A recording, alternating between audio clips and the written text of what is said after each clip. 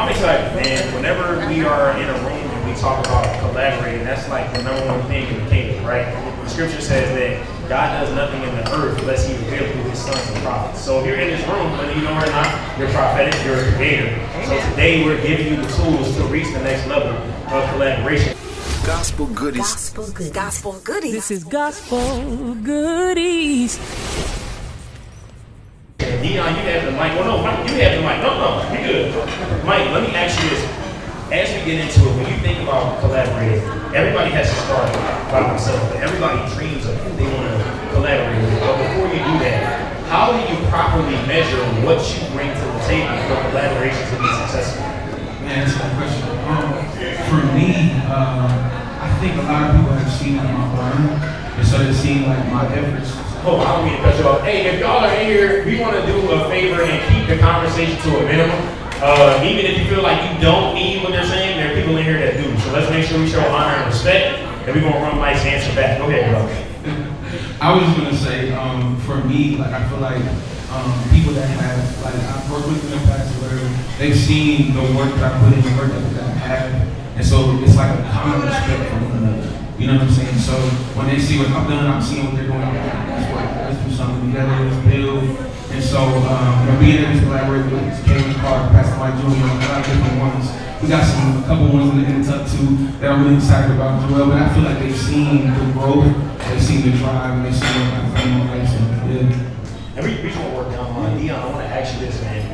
With you having the longevity you have at the game, for someone who's a songwriter, who's a producer, when you think about the next generation, what catches your eye for someone who's like, you know what, I actually do want to help open doors for them, not because of anything other than their great character, they're talented, and all it is a push to get to that next step? I think for me, it's work ethic and it's mindset. Like, you know, I know a lot of people that are talented, but they have horrible work ethic. A lot of people that can sing well, but they have horrible work ethic. A lot of people that I know that are not that good, but have great work ethic, and they're winning. So that's what I'm looking for. Gotcha. And DRIA, let me ask you this. So you are a powerhouse within yourself. The family you come from, what you've been able to step out and do in your home. It's a lot of talk about red flags in relationships, but professionally, it's a lot of red flags that people have to look out for. So when you were getting your start in the game, how did you start to identify red flags for people who was like, you know what, I know they're asking for this, but they might not be ready? What was that like for you to build your awareness with working with others? I think it was just a chemistry thing, just building the energy, you know, and working with people who are very confident in what they do and not really trying to accommodate, I guess, what I bring to the table, but more so like focus on what value they bring. And just being confident in that. I think it's just the energy thing. You gotta fill out, like, do we gel? Can we easily build chemistry, or is it like force? Gotcha. And first round of questions, we down on, but then we want to start popcorn and everything. Tami, I want to ask you this. What makes collaboration attractive from a publishing standpoint, talking about chemistry, consistency, commercial potential? What do you see to give somebody the it factor for that next step of collab? I think from a publishing standpoint, you know, we want to make sure that obviously there is chemistry there. So you want to make sure that those minds of those creators, that they share, that they, you know, they know how to actually build together. Sometimes you can be in a room collaborating, but there can be ego involved, and it can kill the whole project or the song. So I try to, you know, as a veteran songwriter, I try to stay out of the creative side, but if I am brought in, I'm usually wanting to make sure that, you know, they've already kind of built their own, you know, relationship, getting to know each other, storytelling, you know, just really kind of just trying to find a synergy, because before you even get to creating something and actually building, you want to make sure that there's compatibility there. Everybody is not compatible with each other. Some people have different writing styles, different singing techniques. Some people like to dominate sessions. Then you have some people who are more, they're dominant in structure, you know, how they're structuring the song. Whereas you got some people just got to take over spirit, you know, so you got all of those things have to be figured out, and I usually like to come in after the fact and, you know, critique if I need to, but I'm ultimately there as the publisher to make sure that the business is taken care of. So, you know, we are educating our songwriters and producers on, hey, you know, do each of y'all have y'all PRO information set up? Have y'all already talked about split sheets? Have y'all already had that discussion? Because I'm definitely about to send an email out, and we about to get everything, you know, established, if not. But I think that is, to even get to that point, there has to be a level of synergy between, you know, the parties that are all collaborating. And sometimes the song, it takes, you know, many different stages. You know, it may be 2 collaborators that day, but then it gets sent on to another producer, and then they bring somebody else in, you know. So it's just all about, you know, how overall the song forms and comes together, and then is the paperwork going to be done properly at the end of the day. That's great. That's awesome. And when you think about like chemistry, consistency, all these things, I think for specifically this generation, but it may bleed over into other generations. And Riz, this is for you. This question's for you. How do you properly manage the feeling of entitlement when working with somebody who's opening the door for you, right? Because that gets in the way. It can stop your humility. It can hurt the creative process. Like Tami said, with that takeover spirit. What does it look like for you to go into a collaboration as an artist who's going to come with records? You got 9 million streams, might have 100 million. Everybody over here, we probably touching at least 300 million if everybody combine their work. But when you're starting off, what's the proper way to manage that expectation going in? The best way to manage the expectation is to not have any. I think I try to just go in the room and be in the room before I like expect anything from the other party. I'm more so like checking myself to be what I expect of myself to be. Like, you know, like walking in a room with representation in mind to say like, I'm this artist and this is why they called me. Not like I'm the artist and this is why they called me to the room. So just bring who you are to the room and not try to bring the one person to the room. You know what I mean? Just try to be your strength, and I feel like you lend that to the room of whoever you're working with, and that's where you prevail. No, that's awesome. First of all, y'all enjoying these answers right now? I'm one of the people that believes that silence is golden, right? Whenever you don't have the proper words to convey a response, it means you're thinking. It means you're getting ready to process and apply what you need. So I hope that even if it's not you being a singer, you know, you can be a songwriter, you can be a producer, you can be an assistant. There's collaboration happening on every level. You have to be aware of it at all times. And what I want to ask you, Drea, is right now, and again, is collaboration valued more than individual work? Is it what? Is it valued more than individual work? I think it should be. I think in our space, we have a lot of artists that value being 100%ers. So like producing, songwriting, sometimes even mixing. And usually when I work with artists, I try to help them like open their mind to see the value in collaboration, because even though you can produce and you can sing, essentially is that the best for all of your songs? Essentially is that the best for your career? I don't know. I personally don't agree with that. I feel like when you work with people who are better than you, that have fruit, have been able to produce things on a higher level than you, then eventually you start learning and seeing how they do things, and it impacts your music. But I feel like it's very interesting in our space right now. A lot of the artists are very happy and proud to be 100%ers, but I essentially just feel like collaboration needs to be pushed more and looked at as a good thing, and not like, oh, you know, I don't want to share my publishing, or oh, I don't want to, you know what I'm saying? Like, it's a lot of that, but I just don't believe that everybody is meant to be 100%er. Deon, I want to ask you this. When does collaboration become a crutch?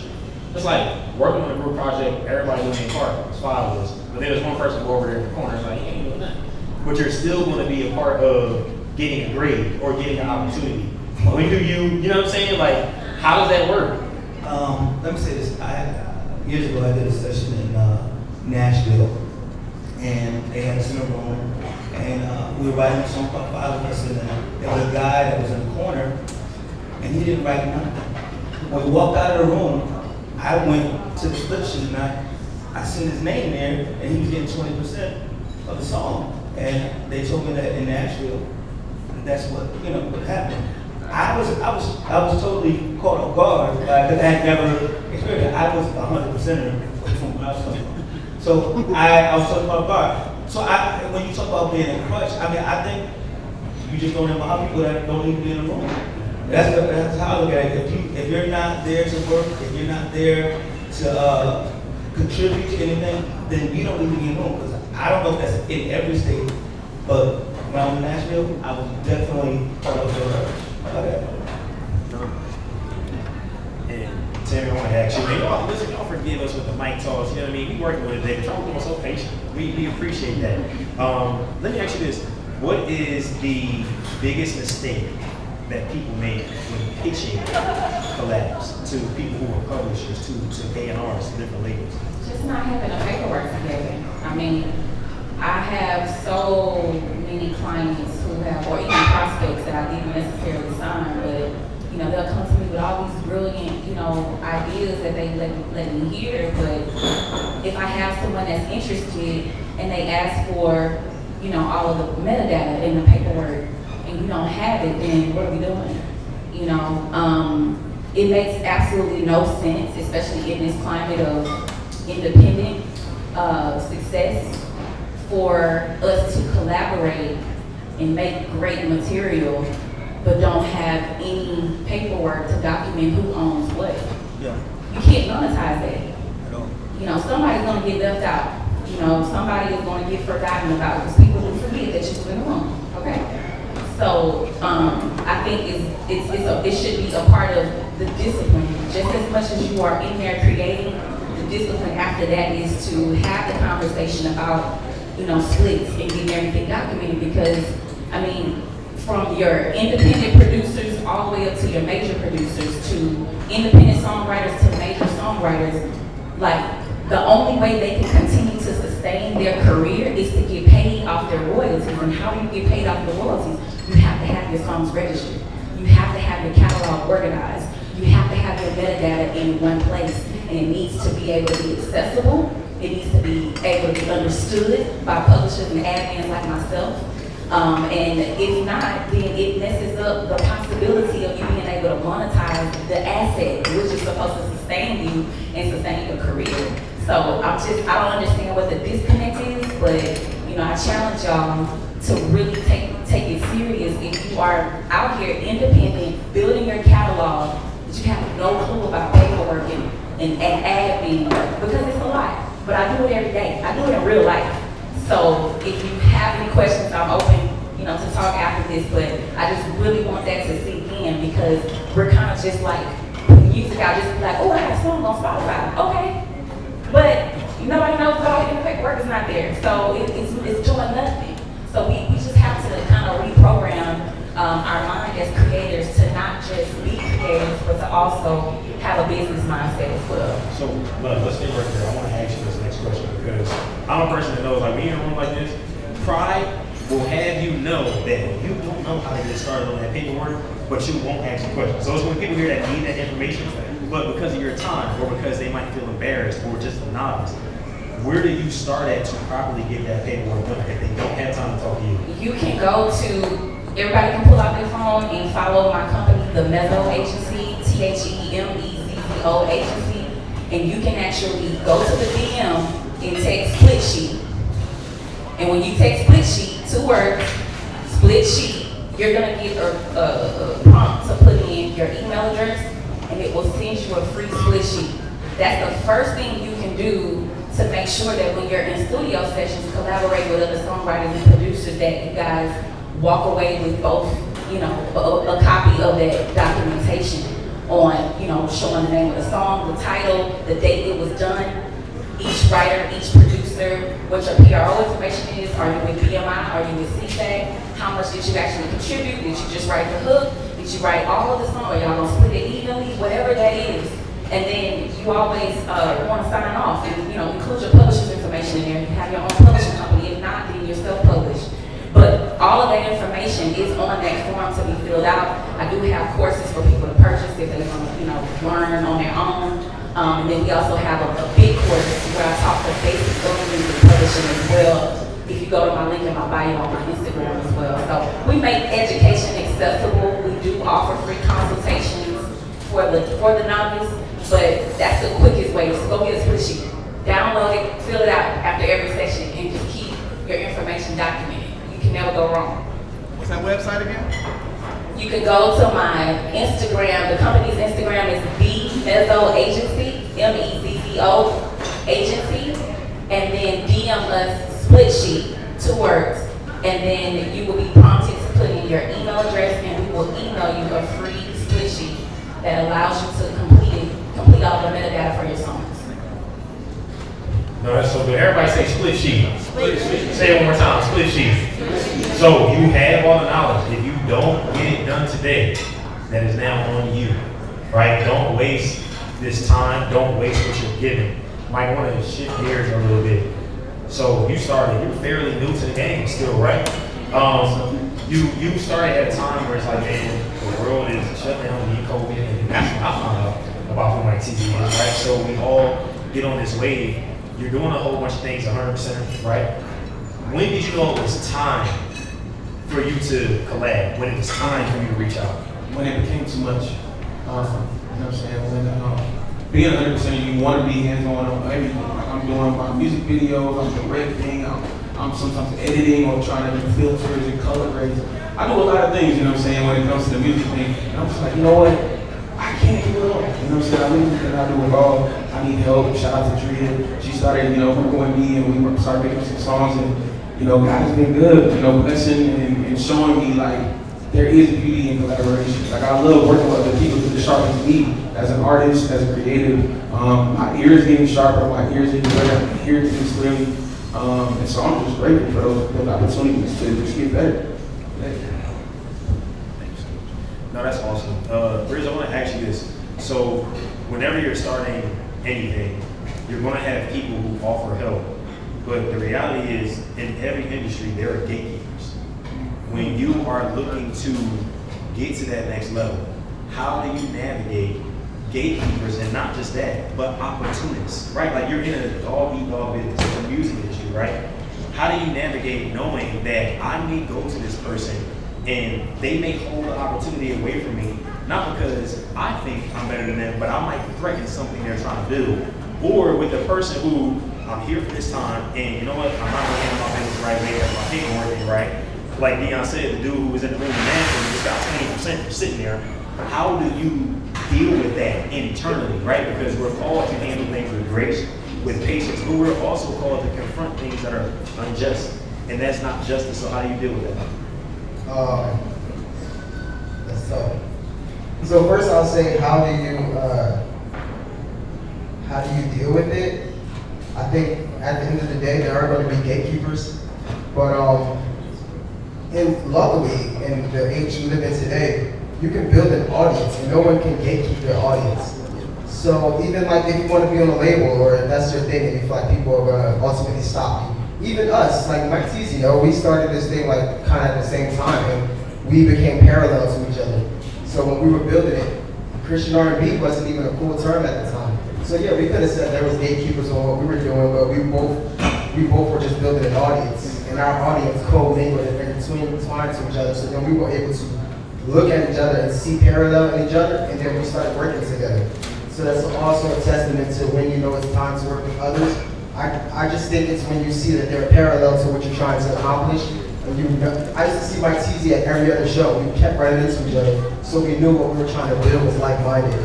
So then we started collabing with each other. I think we got like 4 songs together so far. We got so many songs, but yeah, so pertaining to the gatekeepers, I think luckily you can just build your audience, and nobody can really gatekeep that these days.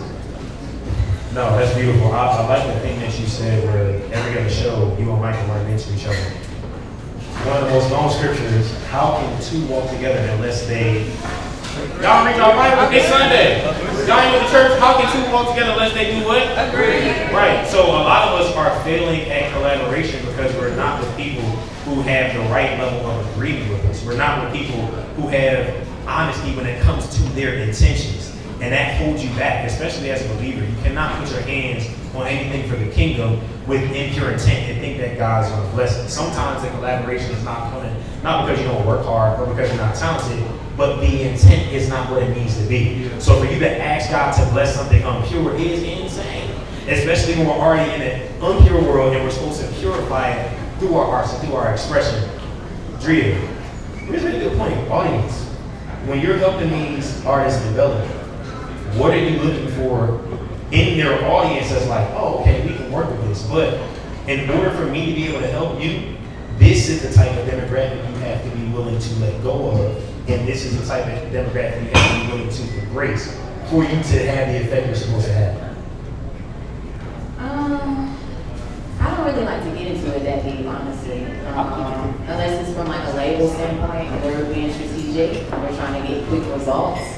But I'm not really that type of like collaborator or creative. I just like to try to pull the best out of people and not say, oh, this is, you need to do a CCM song because you sound more pop, or you need to be a rapper because your rap voice is better than your singing voice. I don't really like to dictate what an artist does. That's kind of why I like to kind of scope them out from afar to make sure that I'm fully invested before I reach out to an artist and work with them. Because it just makes it not fun when you try to change people. Like some artists are just genuinely diverse and they can do a lot of different things.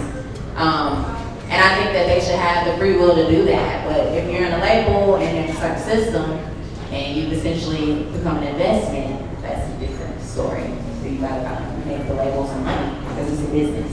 So it just depends. Deon, you have seen so much. You've seen, did you have something to add? No. Okay, you've seen the gospel music industry change, right? We go from choir, we go to Ty and GA, that sound. Then we have the CCM wave.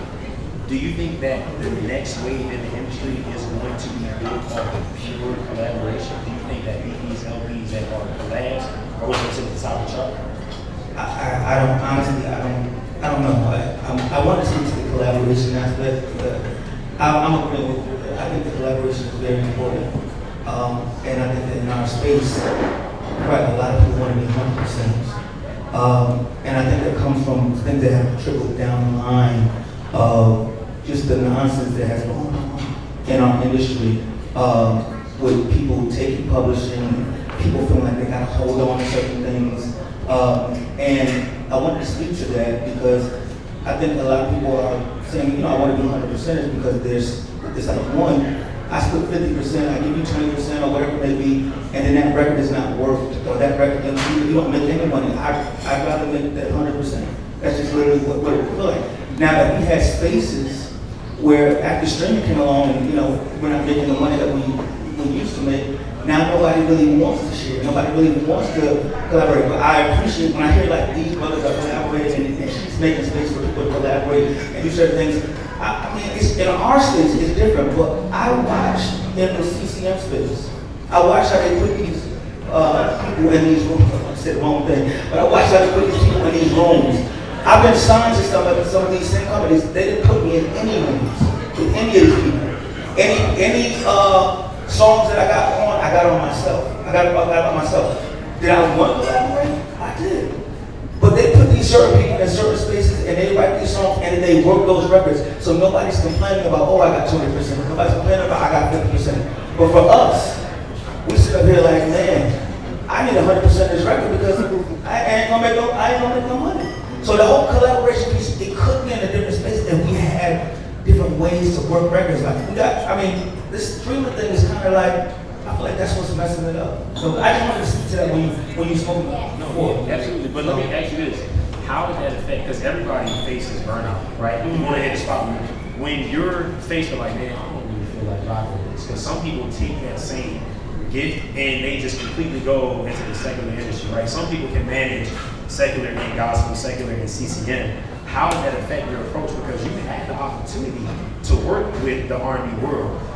What was the conversation like when it was like, man, I'd rather go over here. Did you ever have that conversation? I'd rather go over here and do this and leave this behind because you're not treating me how I need to be treated. No, I definitely had the multiple times. I mean, you talk about gatekeepers.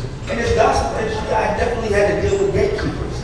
Like all these I'm not gonna say young boys, but these young dudes that are doing it, like I really was taking fullest because I could not maneuver through all the stuff that was going on. Luckily, I wrote great songs. And if I didn't write great songs, I probably wouldn't even be doing particularly what, I'd be here right now. But I wanted to do myself, but there was so many people gatekeeping and so many that in regards to just burnout or whatever it may be.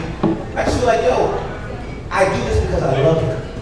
And I used to tell my grandmother, like, when I should tell her, like, hey, I want to do R&B or I want to do other genres, she would literally tell me, like, Deon, like, I want you to just, stay focused and do what you're doing because you're blessing people. It's ain't really, sometimes it ain't really, I want to make money, but sometimes a lot of it is not always about money for me. It's literally about, I'm blessed to do music that touches people, that changes lives. And I know that might sound like corny, but if I don't keep that mindset, I'm gonna lose my mind because the money ain't always there. So I'm stopping. One of the things that we struggle with is perseverance, right? I feel like myself, I was born in the 90s, shout out to us. I feel like we're the last generation that knows a little bit about what it's like to be born without the internet. So we have the ability to navigate two worlds, but it's a generation that's coming up now where they don't know how to persevere. They don't know how to take, when somebody tells you no. They don't know how to take when somebody doesn't like how you live your life or the things that you speak about. And Tami, I want to ask you, when you are dealing with artists, what advice do you have for them when they're entering that season? When this comparison field where everything's going on and they're trying to, maybe adapt the style that's not theirs and they're losing the thing that is their hit factor? What is that conversation like, especially when it comes to collaborations? Because like you said, some people have a takeover spirit, but then some people do get in collaborations and it's like, if I'm in a room with Deon as a songwriter, I can't write like him. So now insecurity floods my creative process and stunts me. Like, how do you walk them through that? I mean, you just ultimately gotta go back to, why you're doing this. Yeah. You know what I'm saying? Sometimes, we can get caught up in the minutia of everything that is around us, and we can get caught up in everything around us, and we lose sight of why we were doing this in the first place. So I would say, just like Deon was saying, his grandmother told him, like, stay focused. And, I do believe that God blesses what he's giving you. Like in the word it says, your gifts will make room for you. So if you're trying to tap into somebody else's gift or what they got going on, I don't know what that's gonna do for you. You're just taking a gamble, you're taking a chance. So I personally feel that people should really focus on what they're good at. And then that's where collaboration comes in, where you are, wanting to try different things. Maybe you collaborate with someone to kind of bring a different feel or a different vibe, but if that's not your specialty, I don't really see, how. And like Jerry was saying, there are people who are diverse. We don't want to take away from that, but sometimes you can tell when somebody is just like rich, and that never turns out well because, music is such a universal language. Like, it speaks even when, a word, when you're just listening to the song, you don't even know who the writer is, you don't even know who the vocalist is, but you can kind of tell when something's off, you know what I'm saying? So I would say, at times when I've had to address those type of issues, it's like, look, just stick with what you know. There's always room to grow, there's always room to strengthen your craft. But, be very careful about getting into territory that's just not, especially if you don't have a mentor, somebody that's guiding you along that process with this new area of whatever it is that you're writing or creating. You need to be very cautious about that because a lot can come with it or just nothing happens and then, and you're discouraged out of your own decision making, No, that's good. I love it, man. Can we give a round of applause to these great families? Listen, we're about to get into a question and answer, but I feel the need to say this. Even with the conversation and collaboration, the most important collaboration we have, as Toby said earlier, is the Holy Spirit, right? And when you're doing things that are rooted from Holy Spirit inspiration, when it's God breathed, when it's Scripture led, it's going to last. And sometimes you have to understand, if you feel like the room that you're in is bigger than you, then that means still put in the work and fill the room, right? Fill the room, be diligent in what you're doing. Continue to study your craft, continue to study your scripture, continue to make sure that you're sharpening your pen, sharpening your business skills, because it's important. I think personally that everybody in here, you have an opportunity to be ahead of the next wave in the ATL. Why? Because you had 5 amazing people up here give you everything you need. people who have been in the game for a long time, people who have had swift success, people who have had to experience disappointment, hurt, and failure, just like all of us do. But make sure that when you're collaborating, the first entity you seek to collaborate with is the Holy Spirit. Make sure that the people around you are in agreement with where you're going. And also, like Tami said, mentorship is submission, and you need that to make it anywhere in life, and you need it to make it in this industry, man. So we appreciate y'all. Again, give it a round of applause to yourselves. We're going to take like a 60-second intermission, and we're going to do a quick